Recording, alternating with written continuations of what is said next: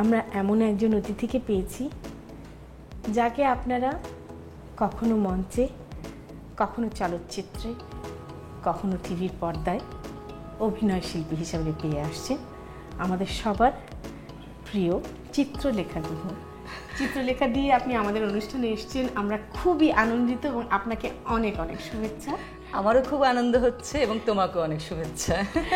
সেই সাথে যারা এই অনুষ্ঠান দেখছেন সকলের জন্য শারদীয়া শুভেচ্ছা। আপনি আমাদেরকে কি করে খাওয়াবেন আজকে? আমি আজকে আমার শাশুড়ির কাছ থেকে শেখা, উনি আমার রান্না গুরু। মায়ের রান্না খেয়েছি কিন্তু মায়ের কাছ থেকে শিখতে পারিনি, তাই বোধহয় হয় না, ছেলেরা শাশুড়ি থেকে শিখে নিচ্ছে। উনি খুব ভালো রাঁধুনি ছিলেন, প্রীতিলতা গুহ। তো ওনার কাছ থেকেই এই রান্নাটা শিখেছি। এটা আমাদের বাড়িতে পুজোর সময় হয়। তো উনি বলতেন এটাকে কাকরোলের পুর। আচ্ছা, আমিও সেটা বদলাতে চাই না, আমি কাকরোলের পুরই বলতে চাই। তো প্রিয় দর্শক, এই পূজা উপলক্ষে বিশেষ পর্বে চিত্রলেখা দিয়ে আমাদেরকে করে দেখাবেন কাকরোলের পুর। কাকরোলের পুর তৈরি করতে আমাদের লাগবে কাকরোল 6টি, সরিষার তেল 3 টেবিল চামচ, নারকেল বাটা 1 কাপ, পোস্ত বাটা 1 টেবিল চামচ, হলুদ গুঁড়ো 1 টেবিল চামচ, চিনি 2 টেবিল চামচ, কালো জিরা 1 চা চামচ, কাঁচামরিচ বাটা 1 চা চামচ, কিশমিশ 1 চা চামচ, সরিষা বাটা 2 টেবিল চামচ, সয়াবিন তেল পরিমাণ মতো, ঘি 2 টেবিল চামচ, ময়দা 1 কাপ, বেকিং পাউডার আধা কাপ, চালের গুঁড়ো 2 চা চামচ, মরিচ গুঁড়ো আধা চা চামচ এবং লবণ স্বাদ মতো। প্রথমে একটু এই যে কাকরোল নিচ্ছেন না, কাকরোলের পুর বলে কথা সেটা। তো এই কাকরোলটাকে প্রথমে, কাকরোল তো এরকমই থাকে, এটাকে একটু কাটাগুলো ভেঙে নিতে হবে।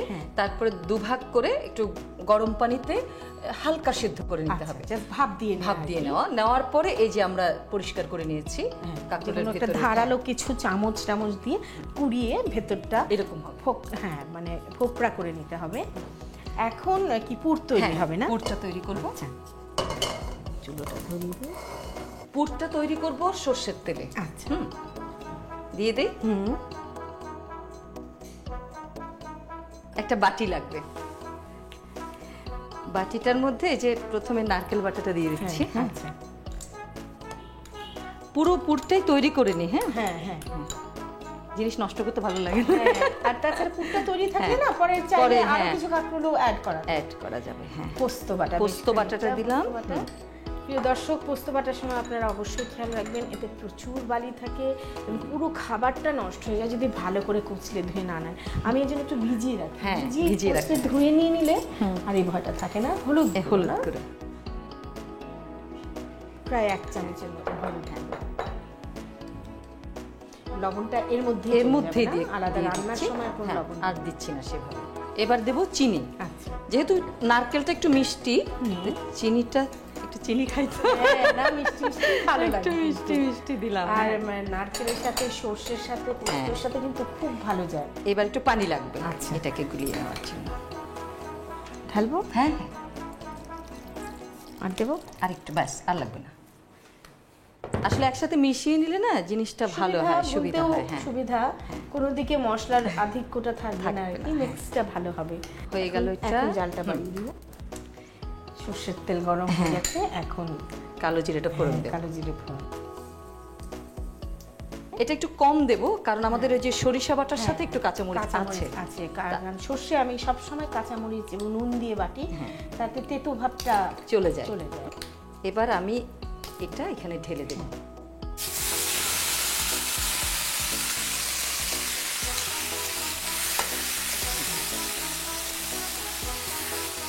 পুরটাই আসলে আসল। পুরটা যখন একটু ভাজা ভাজা হয়ে যাবে তখন আমি সর্ষে বাটাটা দেবো, কারণ সর্ষে বাটা না মানে ভাজলে মজাটা নষ্ট হয়ে যায়।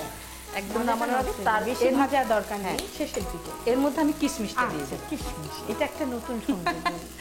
পুজোর জিনিস তো, পুজোর সময় একটু এই ধরনের একটু শাহী ব্যাপার খেলে ভালোই লাগে। একটু ভাজা ভাজা হলে ভালো হয়। নারকেল থেকে তো তেল বেরোবে। এখন এটা ভাজা ভাজা হয়ে গেছে, এবার একদম তেলের উপর উঠে এসেছে। এবার সরিষা বাটাটা দেব। সরিষা বাটাটা আমি এটা অর্ধেক দিলাম। আচ্ছা, অপূর্ব সুন্দর একটা অ্যারোমা বের হচ্ছে। আর এখন তো একেবারে আর ভাজবো না, আমি এটা চুলো অফ করে দেব। চুলো অফ করে দিয়েছি, ভাজা শেষ, মানে পুর তৈরি শেষ। পুর তৈরি, এটা ঠান্ডা হবে। দিদি এটা একটু ডুবো তেলেই ভাজা হয়।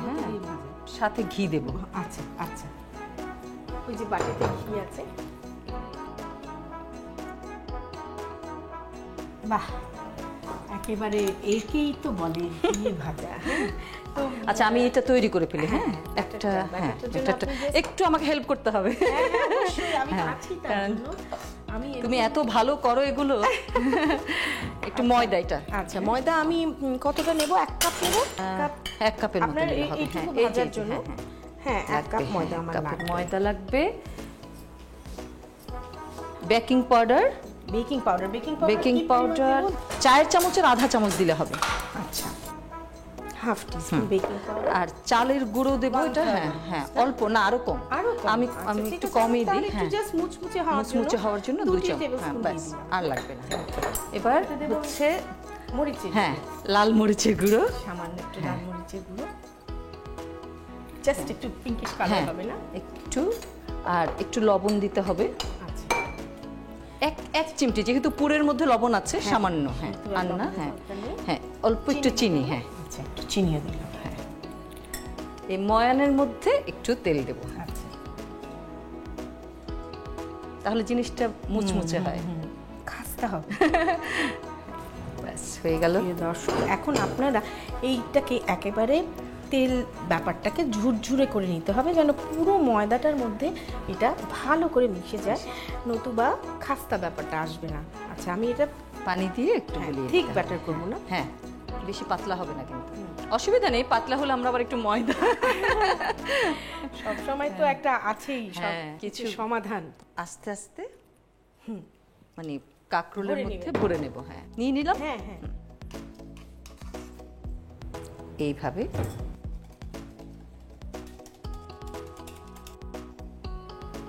দিদি দেখুন তো এরকম এরকম হ্যাঁ হ্যাঁ consistency হ্যাঁ হবে? একদম একদম ঠিক আছে। হ্যাঁ তাহলে প্রিয় একদম। দর্শক, এই যে এইরকম ঠিক কনসিস্টেন্সি হবে।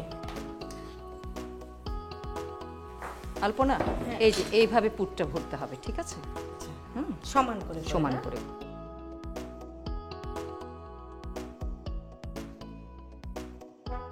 তেল ঘি একসাথে।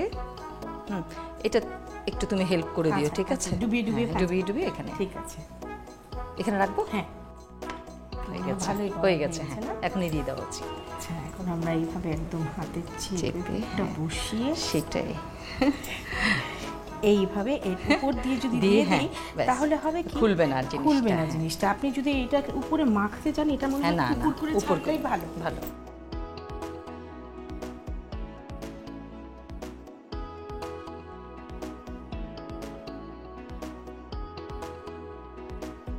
আমার মনে হয় একটু এখন উল্টে হ্যাঁ, দিতে পারি উল্টে না? দেওয়া যায়, হ্যাঁ। একটু বোধহয় এখন একটা ভাজা form ভাজা হয়ে নিয়েছে, গেছে। হ্যাঁ হ্যাঁ একটু বাদামি হলেই হয়ে যায় জিনিসটা। এটা প্রায় হ্যাঁ, হয়ে কারণ গেছে। রান্না হবার তো কিছু নাই, সব তো সব রান্নাই রান্না ভেতর, করাই আছে।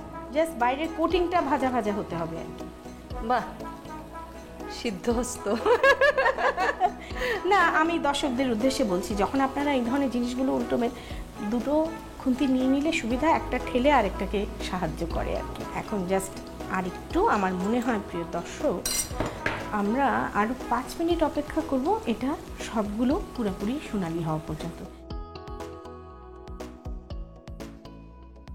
আমাদের ভাজাও মনে হয়ে হয়, গেছে, হ্যাঁ সবগুলো এখন একেবারে ইভেনলি ভাজা হয়েছে সুন্দরভাবে। তেল যদি বেশি তাতিয়ে ছাড়তে যান, তাহলে সমস্যা কি জানেন তো? কিছু কাঁচা রয়ে যাবে, কিছু আবার বেশি ভাজা হয়ে যায়। তেল খুব বেশি না তাতিয়ে ছাড়তে দিতে হয়, পারলে হ্যাঁ। আস্তে আস্তে একেবারে ইভেনলি সব একটু সুন্দর করে একটা পরিবেশনের বাসনে আমরা সেটাই। একেবারে মানে পূজার আয়োজন তো একটু সাজিয়ে গুছিয়ে, হ্যাঁ। প্রথমে দর্শনধারী, তারপরে তারপরে গুণবিচারী। গুণবিচারী। ওই জিনিসটা যে একেবারে অপূর্ব খেতে হবে, এতে কোনো সন্দেহ নেই। বললাম না, এগুলি একেবারে আমাদের দেশীয় রান্না। প্রিয় দর্শক, আপনারা দেখলেন এই শারদের প্রাতে আমাদেরকে অসাধারণ একটা কাঁকরোলের পুর বানিয়ে দেখালেন চিত্রলেখা দি। আপনাদের সবার সুবিধার জন্য চলুন এটার প্রণালীটা আর একবার দেখে আসি। প্রথমে একটি বাটিতে নারকেল বাটা, পোস্ত বাটা, হলুদ গুঁড়ো, লবণ, চিনি, পানি ও কাঁচা মরিচ বাটা দিয়ে ভালো করে মিশিয়ে নিন। এবার একটি কড়াইয়ে সরিষার তেল, কালো জিরা, মশলা মিশ্রণ ও কিশমিশ দিয়ে কিছুক্ষণ জাল দিন। এরপর এতে সরিষা বাটা দিয়ে ভালো করে মিশিয়ে পুর তৈরি করে নিন। এবার একটি বাটিতে ময়দা, বেকিং পাউডার, চালের গুঁড়ো, মরিচ গুঁড়ো, লবণ, সয়াবিন তেল ও পানি দিয়ে ভালো করে মিশিয়ে নিন। এরপর কাঁকরোলের মধ্যে পুর দিয়ে ময়দা মিশ্রণে ডুবিয়ে গরম তেল ও ঘি দিয়ে ভালো করে ভেজে নিন। সবশেষে পাত্রে তুলে পরিবেশন করুন কাঁকরোলের পুর। দিদি আপনি আসার আগে হ্যাঁ। আমি একটু বামুনবাড়ির শুক্তো নামে একটা শুক্তো করেছিলাম, যেটা পুজোর সময় হয়। হ্যাঁ। আহ, আমি এটাই খাবো। অবশ্যই আপনি আমারটা খাবেন আর আমি আপনারটা খাবো। হ্যাঁ, এটা খুব সুন্দর হয়েছে, দেখতেও ভালো হয়েছে। আর প্রিয় দর্শক, আমি রেজিস্ট করতে পারছি না, আমি কতক্ষণে দিদির বানানো এই কাঁকরোলের পুরটা খেয়ে দেখবো।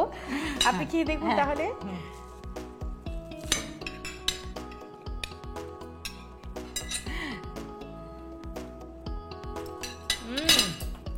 দারুণ, খুব ভালো। প্রিয় দর্শক, অসাধারণ, পারফেক্ট টেস্ট, পারফেক্ট কনসিস্টেন্সি এবং দারুণ মুখরোচক। তোমার শুক্তো খুব ভালো হয়েছে, দারুণ হয়েছে। থ্যাংক ইউ দিদি, আপনি আজকে সময় করে কষ্ট করে আমাদের এখানে এসেছেন, এই জন্য আপনাকে অনেক অনেক ধন্যবাদ। আমি একদম কষ্ট করে আসিনি, এখানে আসার পর খুব ভালো লেগেছে, সেজন্য তোমাকে ধন্যবাদ। আর এই শারদ উৎসবের সময় দেশ টিভির যত দর্শক আছেন বাংলাদেশে এবং প্রবাসী বাঙালিদের সকলের জন্য আমার এবং আমার পরিবারের তরফ থেকে অনেক অনেক শুভকামনা। শুভ বিজয়া দশমী। প্রিয় দর্শক, দেখলেন তো, হয়ে গেল আমাদের পুজোর বিশেষ রান্না, মজাদার বামুনবাড়ির শুক্তো আর চিত্রলেখাদির হাতের কাঁকরোলের পুর। এই পুজো সবার জন্য অনেক শুভ কামনা বয়ে আনুক এবং সবার জীবন আনন্দে ভরে উঠুক, এই কামনা করে বিজয়ার শুভেচ্ছা জানিয়ে আজকের অনুষ্ঠান শেষ করছি।